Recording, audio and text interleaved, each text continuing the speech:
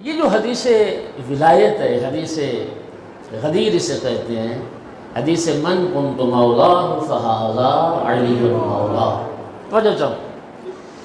یقین کرنا میرے شیخ سنی بھائیوں،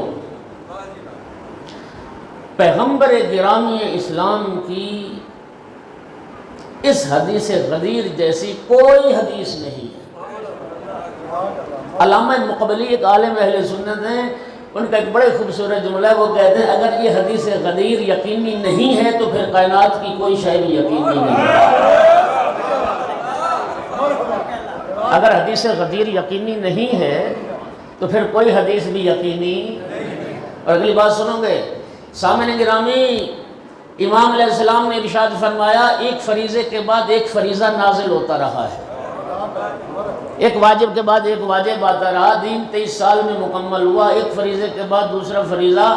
لیکن ولایت امیر المؤمنین علی ابن ابی طالب علیہ السلام یہ آخری فریضہ تھا جس کے بعد پھر کوئی فریضہ نازل نہیں ہوا۔ یہ آخری فریضہ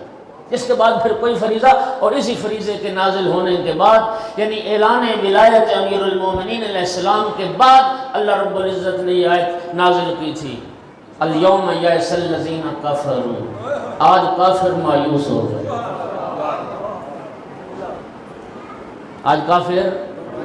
کافروں سے ڈرنے کی ضرورت نہیں، مجھ سے ڈرو۔ الیوم اکملت لکم دینکم واتممت علیکم نعمتی ورضیت لکم الاسلام دینا، آج میں نے دین کامل کر دیا، نعمتیں تمام کر دیں، آج میں نے تمہارے لیے دین اسلام کو پسند کر لیا جس نے ولایت علی مولا کیا۔